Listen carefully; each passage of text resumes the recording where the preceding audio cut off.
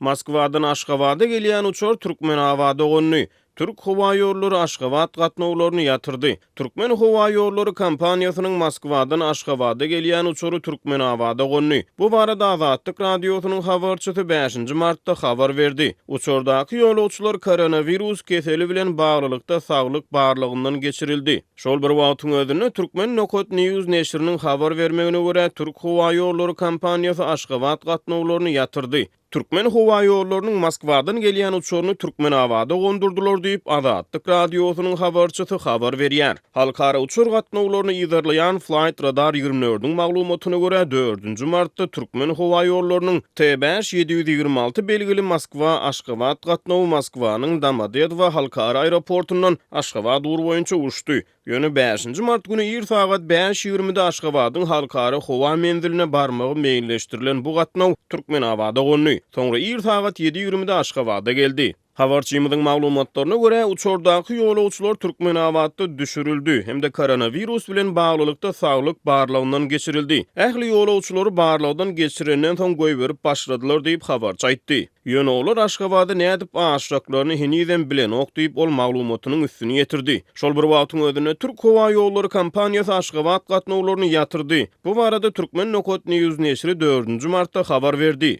Neşiriň çeşmeleriniň maglumatlaryna görä 4-nji we 5-nji martda Türkmenistana uçmagy meýilleşdiren ýolagçylary değişli gatnawlaryň ýatyrylanyny kompaniýa tarapyndan ma'lum edildi. Uçur gatnawlarynyň ýatyrylmagynyň sebäpleri onuň möhleti aýdylmaýar. Ýöne neşiriň maglumatlaryna görä bu türkmen häkimetleriniň dünýäde koronawirusyň ýaýramagy sebäpli öz raýatlarynyň Türkiýe'ye gitmegini gadagan etmegi bilen baglanşyklydyr. Türk Hava Ýolları Aşgabat gatnawlarynyň togtudylanyny ýa-da ýatyrylanyny barada häzirlikçe resmi beýanat çap etmedi. Türkiýe türkmen migrantlarynyň iň köp ýykyn edýän ýurtlarynyň başyny çekýär. Aşgabatda döwlet edaralarynyň işgärlerinden dürli maksatlar üçin pul ýygnalmagy dowam etdirilýär. Şol sanda velosipedleri satyn almak üçin pul alınýar. Azatlyň Aşgabatdaky habarçylaryň sözlerine görä paýtagtyň garrarlar öýüniň işgärlerinden 200 manat meçberinde pul toplanıpdyr we bu pulun velosiped şlanglary we binanyň bejerilmegi üçin sarp ediljegi düşündirilipdir. Ýene pul almak bilen meşgulanýarlar garrarlar öýünde işgärleri 200 manattan tapşyrmaga mezur etdiler. Elbetde muny dokumentleşdirmediler. Bu pul şlanglary jaýyn güzli bejerilmegi we täze sport üstünlükleri üçin 4 tane velosipedi, şlemi we köýnekleri satyn almak maksady bilen düşündirdiler diýip Aşgabatdaky habarçymyz bu edaranyň işgärlerine talgylanyp 4-nji martda habar berdi. Onun sözlerine görä garrarlar öýüniň işgärlerinden puly fevral aýynyň başynda toplapdyrlar, emma satyn alynan serişdeleri şu çakka çenli işgärlere görkezmendirler. Velosipedleriň we beýleki serişdeleriň satyn alınıp alınmandygy hem belli däl. Aşgabatyň ýeketek garrarlar öýüniň ýol başçylary bilen gepleşip resmi maglumat almak azatlyga başartmady. Velosiped üçin pul tapşyrylmagy soňky ýyllaryň dowamında häkimetleriň iratdan pul toplananlarynda berýän esasy düşündürüşleriniň biri bolup durýar. Velosiped üçin pul ýurduň döwlet edara karhanalarının tas ählisinde ýygyderli toplanýar. Pul ýygnamak işi tutuş ýylyň dowamında ençe megdek amal aşyrylýar. Talap edilýän möçberli pul işgärleriň aýlyklaryndan tutulup alınýar. Pulun toplanmagy bahar aýlarynyň golaýlamagynda hasam güýçlenýär.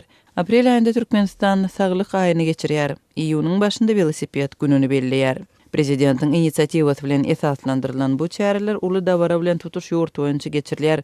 Möňleri adam bir meňzeş geyimli köpçülikli çärelere gatnaşdyrylýar. Şol sanda tigirli ýöriş geçirýär, iş ýerlerinde maşk edýär.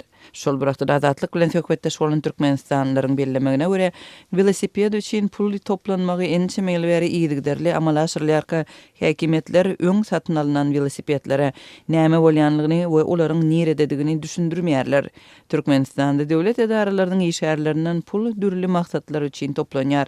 Böjedi işgärlerinden köçeleriň we binalaryň arasaçylygy hem awatlanmagy, ekilýän nahallaryň satyn alynmagy, prezidentiň portretleriniň hem döwlet baýdaklarynyň täzelenmegi, bayramçylyklaryň we sport çäreleriniň maliýeleşdirilmegi we köpçülikliň çäreleriň gatnaşyjylarynyň toýly baslaryny tölemek üçin ýygyderli esasda pul toplanýar. Azatlyk radiosu bilen gurrundaş bolan büdjet işgärleri öz iş ýerlerini ýitirmek gorkusy sebäpli özlerinden talap edilýän puly bermäge mejbur bolýanlygyny aýdarlar.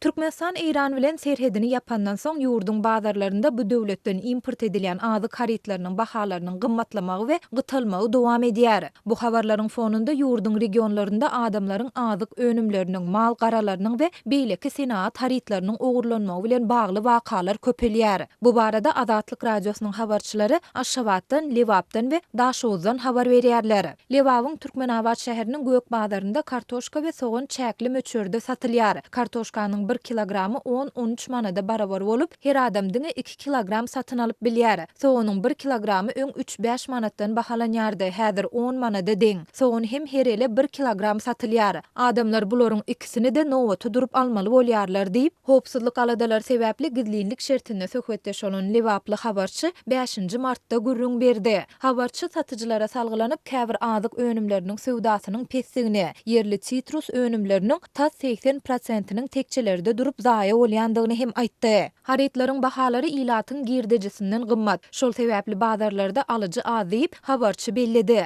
Azatlygyň Daşowdaky habarçysy hem azyk we senaat haritlarynyň bahalarynyň destini gymmatlamagy netijesinde bazarlaryň boşap galandygyny aýtdy. Adamlar esasan kapusta we käşir ýaly haritlary satyn alýarlar diýip, howpsuzlyk aladalar sebäpli gizlilik şertinde söhbetdeş bolan Daşowdly habarçy 5 martda gürrüň berdi. Aşgabatdaky habarçymyz paýtagtyň Cennet bazarynda ownuk kartoşkanyň 1 kilogramynyň 5 manatdan satylýandygyny, ýöne olaryň örtüginiň hapadygyny we pil bilen çapylandygyny aýdyp, hiliniň öwürlükli däldigini belleýär. Ýatlasak, Türkmenistan dünýä ýaýrayan koronavirus bilen bagly goňşy İran bilen döwlet serhedini yapandan soň Aşgabatyň hususy we döwleti değişli sowda nokotlarynda kartoşka sowda tekçelerinden ýitirim boldy. Şondan soň käbir sowda nokotlarynda onuň bahasy 14-15 manada çenli gymmatlapdy. Bu habarlaryň fonunda Azatlyk radiosynyň Lewap we Daşow welaýatlarynaky bir-birinden garaşsyz iki habarçysy adamlaryň öýlerindäki we howlularyndaky azyk önümleriniň, mal garalarynyň hem de beýleki senaat haritlarynyň ogurlanmagy bilen bagly wakalaryň köpelendigini aýdýarlar. Öýlere girip ýyp bolaýjak ähli zady ogurlaýarlar. Şeýle-de olar adamlaryň mal garalaryny hem ogurlaýarlar diýip Daşowdly habarçy 5 martda beren maglumatynda aýtdy. Lewaply habarçymyz ownuk ogurluklara welaýatyň Farab, Darganata we Sayet etraplarynda duş gelse bolýandygyny, hususan da azyk önümleriniň, towuk, geçi ýaly mal garalaryň we howluda serilen arasy egin eşikleriň ogurlanýandygyny belledi.